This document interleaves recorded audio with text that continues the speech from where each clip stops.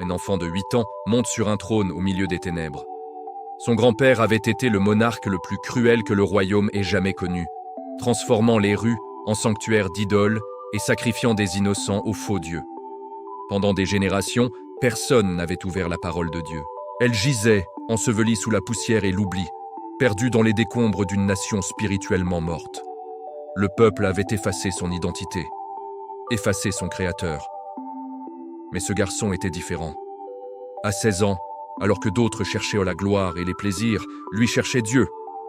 À 20 ans, il commença à détruire ce que tous avaient accepté. Et à 26 ans, il découvrit quelque chose qui le briserait et réveillerait toute une nation. Ceci n'est pas simplement l'histoire d'un roi qui a trouvé un livre. C'est l'histoire d'un cœur brisé pour Dieu, d'une nation qui s'est retournée et d'une révolution qui a ébranlé un empire. Voici l'histoire du roi Josias. Le royaume de Juda s'était enfoncé dans une obscurité spirituelle si profonde qu'elle semblait irréversible. Génération après génération, le peuple avait tourné le dos à l'Éternel, le Dieu de leurs ancêtres. Le temple de Jérusalem, autrefois glorieux centre de louange et de rencontre avec Dieu, était maintenant en ruine, négligé, abandonné comme un souvenir encombrant d'un passé révolu. Les idoles envahissaient chaque coin du territoire. Sur les hauteurs des collines, des autels païens se dressaient comme des monuments à la rébellion. Le peuple brûlait de l'encens à Baal, s'inclinait devant les poteaux d'Astarté et commettait l'impensable. Ils offraient leurs propres enfants en sacrifice dans le feu à Moloch, dans la sinistre vallée de Ben Hinnom. Le règne de Manassé, l'un des souverains les plus pervers de l'histoire de Juda, avait duré 55 longues années. Pendant plus d'un demi-siècle, il avait plongé la nation dans un abîme de corruption morale et spirituelle, allant même plus loin dans le mal que les nations païennes que Dieu avait chassées devant Israël. Manassé avait reconstruit les hauts lieux que son père Ézéchias avait détruits. Il avait érigé des autels à Baal, fabriqué des poteaux sacrés à Astarté, et dans un acte de blasphème suprême, il avait placé des idoles sculptées à l'intérieur même du temple, la demeure où Dieu avait promis de faire résider son nom pour toujours. Manassé consultait les devins, cherchait les présages, invoquait les médiums et les nécromanciens. Et son règne fut marqué par une violence sanglante. Il versa tellement de sang innocent que Jérusalem en fut remplie d'un bout à l'autre. Le dommage infligé à la vie spirituelle de Juda était catastrophique, presque irréparable. Son fils Amon marcha sur les traces de son père dans ses voies les plus sombres. Il ne régna que 2 ans avant d'être assassiné par ses propres serviteurs dans son palais. C'est dans cette nation brisée, idolâtre, spirituellement morte, qu'un petit garçon nommé Josias accéda au trône. À seulement 8 ans, cet enfant devint roi de Juda. Fils d'Amon, petit-fils de Manassé, il portait le poids d'un héritage empoisonné. Pourtant, la Bible nous révèle quelque chose d'extraordinaire à propos de ce jeune roi.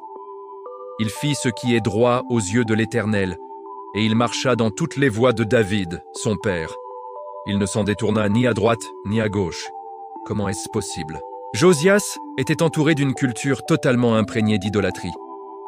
Les responsables religieux avaient compromis leur foi.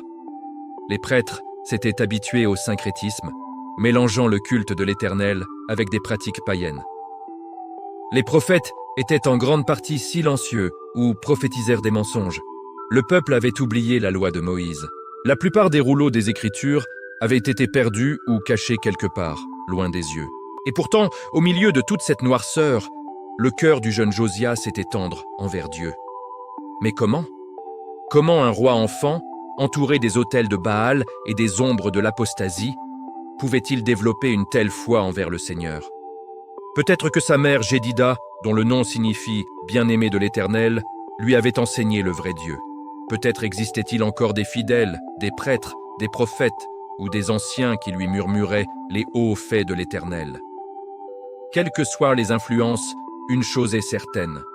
Dieu œuvrait dans le cœur de ce jeune roi. L'Écriture nous dit que, la 8e année de son règne, alors qu'il avait 16 ans, il commença à rechercher le Dieu de David, son père. C'était le réveil intérieur, le tournant silencieux d'un cœur adolescent vers le Dieu d'Israël. Pas encore des actions visibles, juste une soif naissante, une faim spirituelle qui grandissait. 4 ans plus tard, la 12e année de son règne, la dévotion intérieure de Josias explose en action publique radicale. À 20 ans, il commence à purger Juda et Jérusalem de tout ce qui rivalise avec l'Éternel. Ce n'est pas une petite entreprise. Les idoles et les lieux de culte païens sont partout, dans les villes, sur les collines, dans les vallées, même dans les cours du temple. Les réformes de Josias sont minutieuses et radicales. Les poteaux d'Astarté sont abattus et réduits en poudre. Les autels de Baal sont démolis. Les autels à encens sont fracassés en morceaux. Il ne se contente pas de retirer les idoles, il les détruit complètement, s'assurant qu'elles ne puissent plus jamais être utilisées. Les ossements des prêtres païens sont brûlés sur leurs propres autels, profanant à jamais ces lieux de faux culte. Le zèle du jeune roi s'étend au-delà des frontières de Juda. Il pénètre dans les ruines des territoires du nord d'Israël, Manassé, Éphraïm, Siméon et jusqu'à Nephtali. Partout où il va, le travail est implacable et méticuleux. Rien n'est laissé debout qui puisse concurrencer l'adoration du seul vrai Dieu.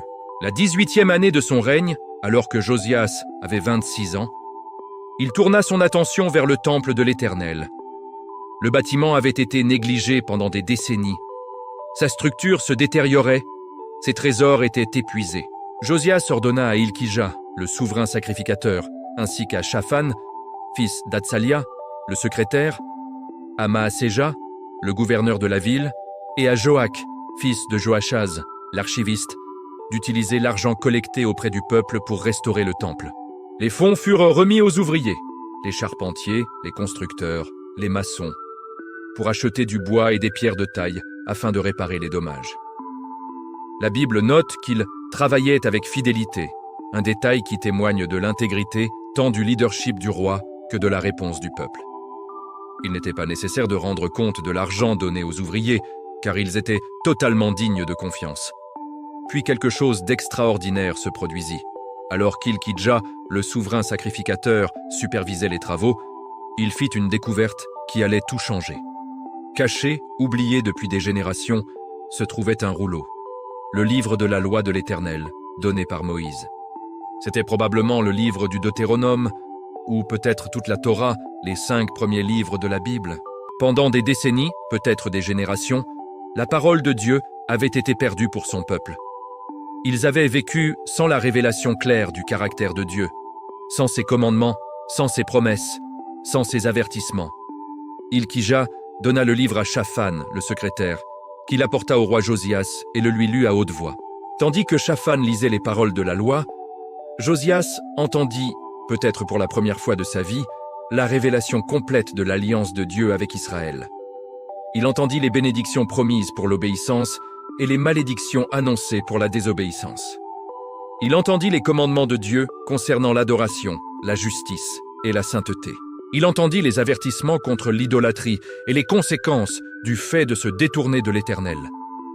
Et il entendit les malédictions qui viendraient sur la nation pour avoir rompu l'alliance, des malédictions qui décrivaient exactement ce que Juda avait fait pendant des générations. Lorsque le roi entendit les paroles du livre de la loi, il déchira ses vêtements, signe de profond chagrin et de repentance. La réalité du péché de Juda et la certitude du jugement de Dieu s'abattirent sur lui comme une vague déferlante. Malgré toutes ces réformes, malgré ses efforts sincères pour ramener la nation vers Dieu, Josias réalisa que Juda avait violé l'alliance de Dieu si complètement que le jugement était inévitable. Josias ordonna à Hilkija, Shaphan et à d'autres responsables « Allez consulter l'Éternel pour moi et pour le reste d'Israël et de Juda au sujet des paroles de ce livre qu'on a trouvé. Car grande est la colère de l'Éternel qui s'est répandue sur nous, parce que nos pères n'ont pas observé la parole de l'Éternel et n'ont pas agi selon tout ce qui est écrit dans ce livre. » Les responsables se rendirent auprès de Hulda, la prophétesse, qui habitait à Jérusalem. Dieu avait suscité cette femme pour proclamer sa parole à ce moment critique de l'histoire de Juda. Son message fut à la fois sobre et gracieux. D'abord la vérité sobre. Ainsi parle l'Éternel, le Dieu d'Israël. Je vais faire venir le malheur sur ce lieu et sur ses habitants, toutes les malédictions écrites dans le livre qu'on a lu devant le roi de Juda. Parce qu'ils m'ont abandonné et qu'ils ont offert de l'encens à d'autres dieux, provoquant ma colère par toutes leurs œuvres, ma fureur se déversera sur ce lieu et ne s'éteindra point. Le jugement était certain. Le péché de Juda était trop grand, trop ancien, trop profondément enraciné. La nation subirait les conséquences de générations d'idolâtrie et de rupture d'alliance. Mais ensuite vint la parole de grâce pour Josias personnellement. Quant au roi de Juda qui vous a envoyé consulter l'Éternel, vous lui direz « Parce que ton cœur a été touché et que tu t'es humilié devant Dieu en entendant ce qu'il a prononcé contre ce lieu et contre ses habitants. Parce que tu t'es humilié devant moi, que tu as déchiré tes vêtements et que tu as pleuré devant moi, moi aussi je t'ai entendu. Voici, je te recueillerai auprès de tes pères, tu seras recueilli en paix dans ton tombeau, et tes yeux ne verront pas tous les malheurs que je ferai venir sur ce lieu et sur ses habitants. » Dieu vit le cœur tendre de Josias, sa repentance authentique, son humilité profonde. Et à cause de cela, Dieu promit que le roi ne vivrait pas pour voir la destruction à venir. Il mourrait en paix et serait recueilli auprès de ses pères. Mais paix, ici, porte un sens lourd. Cela ne promet pas une mort sans douleur ou une vie sans problème. Cela signifie plutôt que Josias sera épargné de l'horreur de voir Jérusalem brûler, le temple détruit et son peuple traîné en exil. Il sera enlevé avant que la tempête ne se déchaîne avec toute sa fureur sur Juda. C'est à la fois miséricorde et tragédie. Miséricorde pour le roi dont le cœur était droit, mais tragédie pour la nation dont le sort est scellé malgré la présence d'un roi pieux. La fidélité d'un seul homme, aussi exemplaire soit-elle, ne peut effacer les conséquences de générations de rébellions endurcies. Josias ne répondit pas par le désespoir. Au contraire, il rassembla tout le monde au temple de l'Éternel. Il convoqua les anciens, les prêtres, les Lévites et tout le peuple. Puis, dans une cérémonie solennelle, le roi se tint près de sa colonne et lut à haute voix toutes les paroles du livre de l'Alliance. C'était un moment de confrontation nationale, la nation entière entendant ensemble la parole de Dieu, peut-être pour la première fois depuis des générations. Après avoir lu la loi, Josias renouvela l'alliance en présence de l'Éternel, s'engageant à suivre l'Éternel et à garder ses commandements, ses statuts et ses ordonnances de tout son cœur et de toute son âme, et à obéir aux paroles de l'alliance écrites dans ce livre. Il fit prêter serment à tous ceux qui étaient présents, et le peuple agit conformément à l'alliance de Dieu. Ensuite, les réformes de Josias s'intensifièrent encore davantage, pleinement éveillé à l'alliance de Dieu. Bien qu'il ait déjà purgé Juda des idoles dans sa jeunesse, cette première vague avait été motivée par le zèle et un cœur tendre, mais limité par une connaissance partielle des commandements de Dieu et de l'ampleur totale du péché d'Israël. Maintenant, pleinement conscient de la loi et des malédictions pour la désobéissance, Josias alla encore plus loin, étendant ses réformes à travers tout le pays. Cette réforme était nationale, cérémoniale, et témoignait d'un roi dont le cœur était pleinement aligné avec l'Éternel. Il retira du temple les objets fabriqués pour Baal et Astarté, les brûla et dispersa leurs cendres. Il déposa les faux prêtres et fracassa leurs autels. Il souilla les hauts lieux de Géba jusqu'à Beersheba, brûla les poteaux d'Astarté, réduisit les idoles en poussière et répandit leurs restes sur les tombes de leurs adorateurs. Il profana également Tophet dans la vallée de Hinnom, mettant fin aux sacrifices horrifiques à Moloch. Même l'autel que Jéroboam avait construit des siècles auparavant tomba sous sa main, accomplissant l'ancienne prophétie prononcée des générations auparavant. Un fils de David nommé Josias profanerait ce lieu même. Il balaya le pays, purgeant chaque abomination. Aucune trace d'idolâtrie ne resta dans le territoire. Le verdict de l'Écriture est sans équivoque.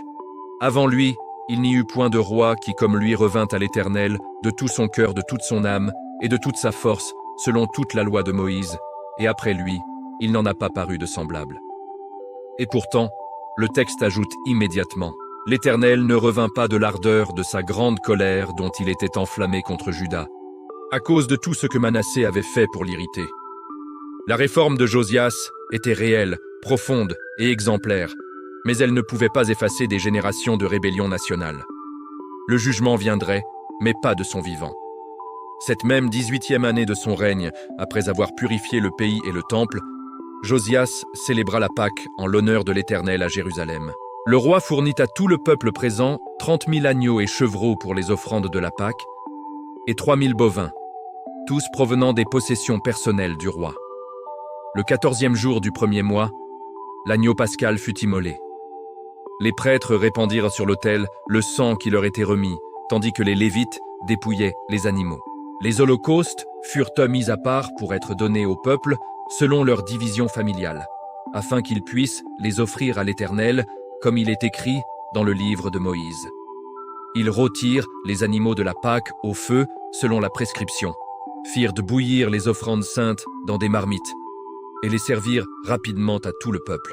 Les Lévites et les prêtres travaillèrent sans relâche, et les musiciens et les portiers restèrent à leur poste, car leurs compagnons Lévites avaient fait les préparatifs pour eux. Les Israélites qui étaient présents célébrèrent la Pâque à ce moment-là et observèrent la fête des pains sans levain pendant 7 jours. La Bible souligne le caractère unique de cette célébration. Aucune Pâque pareille à celle-là n'avait été célébrée en Israël depuis les jours du prophète Samuel, et aucun des rois d'Israël n'avait célébré une Pâque comme celle que célébrèrent Josias, les prêtres, les Lévites, tout Juda et Israël qui s'y trouvaient, et les habitants de Jérusalem. Pourquoi cette Pâque était-elle si spéciale? Parce qu'elle fut célébrée avec une pleine connaissance de la parole de Dieu, avec une repentance authentique, avec une dévotion sincère et avec une générosité abondante. Josias régna pendant 31 ans, et durant toutes ces années, il marcha fidèlement avec l'Éternel. Mais les nations autour de Juda étaient en tumulte. L'Assyrie, autrefois puissance dominante, vacillait sous la montée en puissance de Babylone. Le pharaon Nécho d'Égypte marcha avec son armée vers le nord, vers l'Euphrate, pour soutenir le roi d'Assyrie et protéger les intérêts égyptiens dans la région.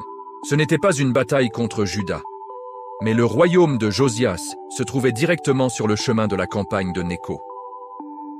Déterminé à défendre son peuple et à affirmer la souveraineté de Juda, Josias mena son armée pour affronter le roi égyptien.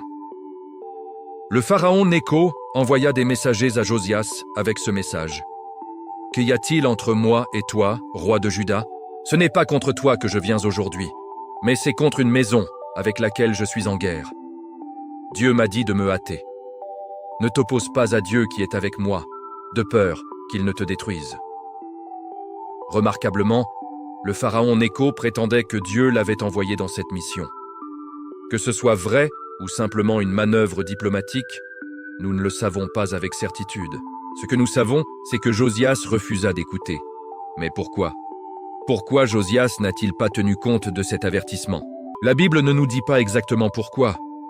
Peut-être que Josias voulait empêcher l'Égypte d'aider la Syrie, le vieil ennemi de Juda.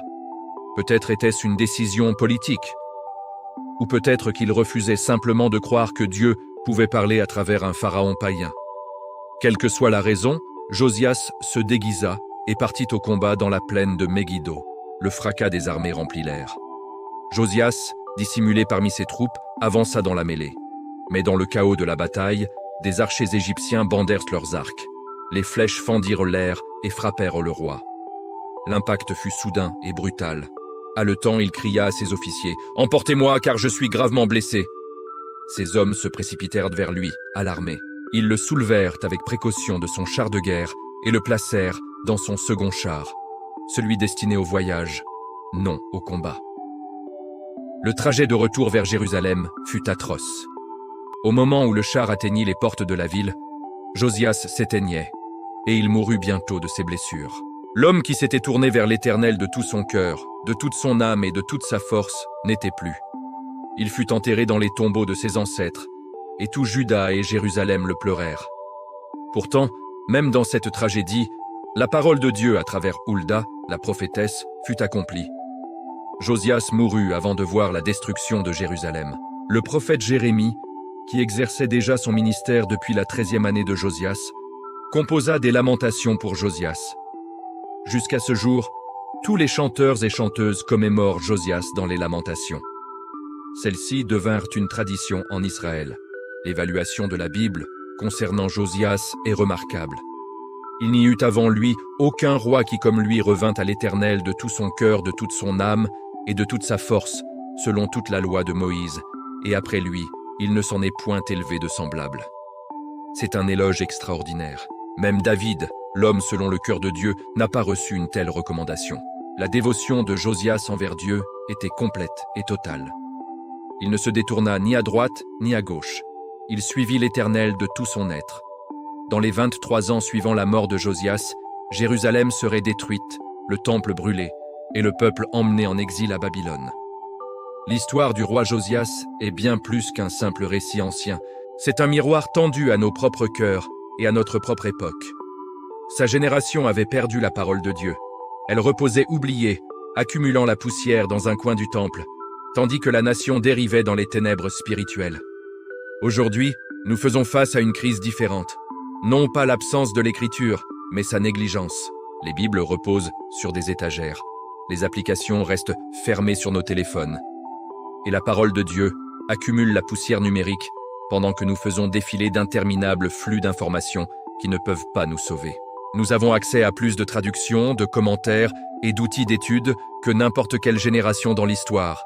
Et pourtant, nous demeurons bibliquement illettrés et spirituellement mal nourris.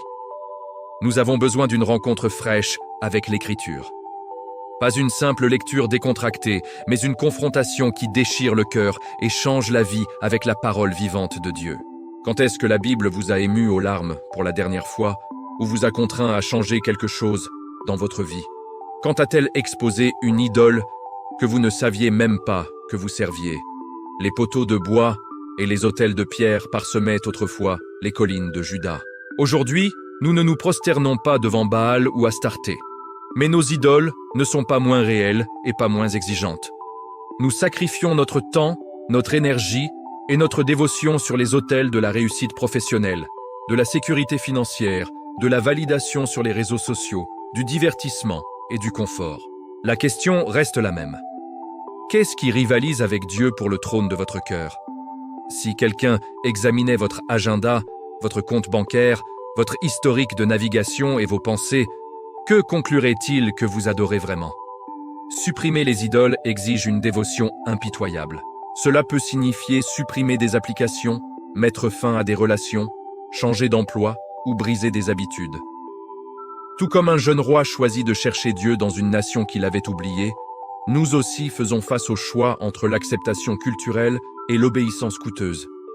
Aujourd'hui, la pression pour se conformer est immense. La culture nous dit que l'éthique sexuelle ancienne est dépassée, que l'épanouissement personnel est le bien suprême et que causer de l'offense est le plus grand péché. Même au sein de l'Église, il y a une pression pour adoucir les bords de l'Écriture, pour rendre l'Évangile plus acceptable et éviter les sujets qui pourraient mettre les gens mal à l'aise. Mais l'appel reste le même. Le courage de défendre la vérité même lorsque nous sommes seuls. D'obéir à la parole de Dieu, même quand cela nous coûte socialement, professionnellement ou relationnellement. Nous regardons notre monde, nos cultures, nos institutions, et nous voyons les conséquences accumulées de décennies, voire de siècles, de détournement de Dieu. Nous voyons des familles brisées, des identités confuses, une solitude épidémique, une injustice rampante et des ténèbres spirituelles. Et nous nous demandons, où est Dieu? Pourtant, nous avons passé des générations à le chasser, à le bannir de nos cœurs, de nos foyers et de nos nations.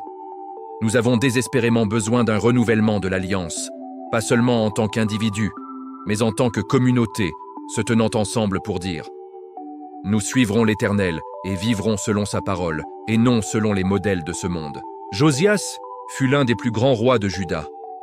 Son histoire pointe au-delà d'elle-même vers un plus grand roi, Jésus-Christ, qui est venu établir un royaume éternel. L'un avait un cœur entièrement consacré à Dieu. L'autre est Dieu lui-même. L'appel est clair. Cherchez l'Éternel pendant qu'il se laisse trouver. N'attendez pas.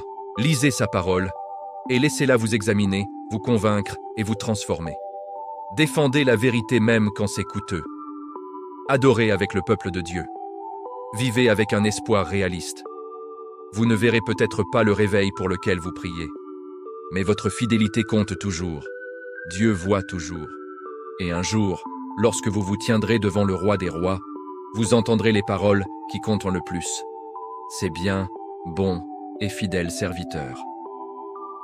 Si cette histoire vous a touché, si vous voulez que votre génération redécouvre la puissance de la parole de Dieu, abonnez-vous à Récits bibliques. Activez la cloche pour ne manquer aucune vidéo. Partagez cette histoire avec ceux qui ont besoin d'entendre que la réforme commence toujours par un cœur qui se brise pour Dieu. Merci d'avoir regardé. Que Dieu vous donne le courage de Josias.